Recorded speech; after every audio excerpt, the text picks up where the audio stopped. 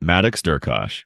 On November 4th, 2012, a 2-year-old boy named Maddox Durkosh visited the Pittsburgh Zoo. He was standing on a viewing deck to see the African painted dog enclosure. The deck had a railing around it for safety. Many warning signs told visitors not to lift children onto the railing, but Maddox's mother wanted him to see the dogs better. She lifted him over the railing. In just seconds, Maddox slipped from her grip. He fell 14 feet down into the enclosure below. There was a net below the platform, but the net was only made to catch small things like sunglasses or phones. Maddox fell onto the net and bounced off. He dropped straight into the dog enclosure. A pack of 11 painted dogs was inside. The dogs ran at him right away. Witnesses said his mother screamed in horror. She tried to jump in after her son, but other visitors held her back. Everyone watched the attack happen in front of them. The dogs attacked Maddox while he was conscious. They bit and tore at his body. He suffered more than 46 wounds to his head and neck. His internal organs were destroyed by the attack. Maddox bled to death inside the enclosure. Zoo staff could not get close enough to reach him in time. A police officer fired his gun and killed one dog. He hoped it would stop the attack, but the other dogs kept going. The tragedy quickly started a big argument between the zoo and the family. The zoo said the mother had ignored the warnings and acted carelessly. The mother and her family said the zoo was unsafe and poorly designed. Both sides took legal action against each other. In the end, no charges were brought against the mother. The family later made a private settlement with the zoo. Soon after the attack, the viewing platform was removed. The painted dog exhibit was closed forever and later turned into a cheetah exhibit. Dawn Brancheau. Dawn Brancheau was an experienced trainer at SeaWorld Orlando.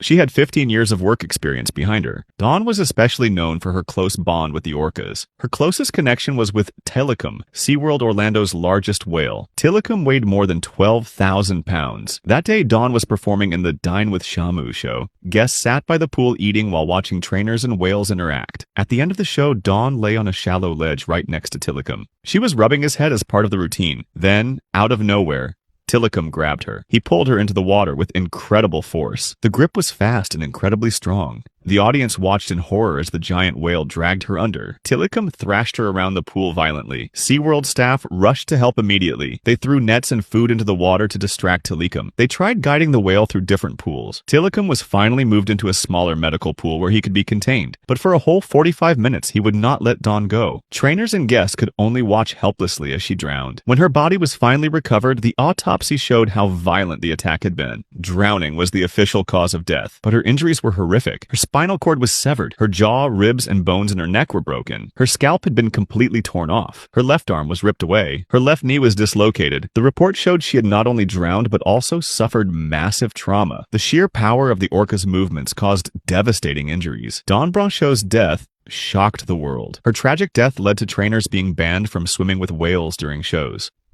Jian Rankarasamy. On the morning of September 10, 2025, 58-year-old zookeeper Jian Rankarasamy arrived at work. He was a veteran who had worked with lions and tigers for almost 20 years. That morning, he stepped out of his vehicle inside the lion enclosure during feeding time. Tourists remained inside their locked vehicles watching. According to the safety rules, no one is ever allowed to leave the vehicle in predator areas. But that morning, Jian did exactly that. He left the vehicle door open and stood beside it. The lions were being fed nearby. One lion crept up behind him silently. The lion suddenly pounced and knocked Jian to the ground. Within seconds, the rest of the pride joined in. Tourists sitting inside their cars watched in horror. The lions mauled Jian, biting and clawing him. He lay helpless on the ground. Some tourists honked their horns frantically. They tried to scare the animals away, but the lions ignored the noise completely. The attack lasted for nearly 15 minutes before help arrived. When rescuers finally reached the scene, they pulled Jian's body out. The injuries were catastrophic. His chest had been ripped open by the lions, and his neck and one leg were broken. His body was covered with deep bite and claw wounds.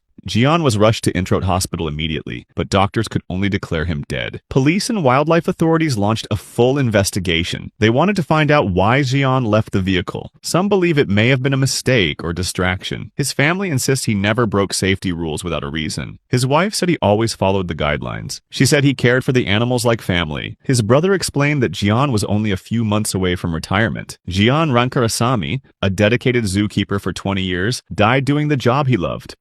Rosa King. On what seemed like a normal morning, Rosa King arrived at work. She was a 33-year-old zookeeper at Hamilton Zoo Park. Rosa was cleaning the windows inside the tiger paddock before the zoo opened to visitors. This was just a routine part of her daily work. The enclosure housed Ozzy, a fully grown male Malayan tiger. Safety rules required that a heavy vertical slide and 2 gates be closed. These barriers kept the tiger locked away whenever a keeper went inside. But that morning, when Rosa stepped in, all 3 barriers had been left open. This meant Ozzy had full access to the paddock. Tragedy struck without warning. Ozzy mauled Rosa with extreme force. His jaws clamped down on her neck with crushing power. The bite was strong enough to break through the bones of her spine. Her spinal cord was completely severed in the neck area. This devastating injury left her instantly paralyzed. She was unable to fight back or defend herself. The bite crushed soft tissue and broke bone. The tiger's teeth sank deep into her throat. Rosa's arms were ripped open with deep gouges. Her right leg was badly torn by both bites and swipes. Across her body, there were many cuts and scratches. These were signs of repeated mauling. The wounds caused her to lose a huge amount of blood within only moments. A visitor looking through the viewing area was the first to notice something was wrong. They saw Rosa's body lying motionless on the ground. The visitor raised the alarm immediately. The investigation later confirmed there had been no mechanical failure with the gates or slides. Rosa had entered the paddock without realizing the barriers were open. This left her completely exposed to the tiger. The zoo's safety system depended entirely on keepers following the procedure correctly every time. Rosa King died from the tiger attack that morning. Her tragic death highlighted the deadly consequences of a single safety mistake. The zoo would never forget the loss of their dedicated zookeeper.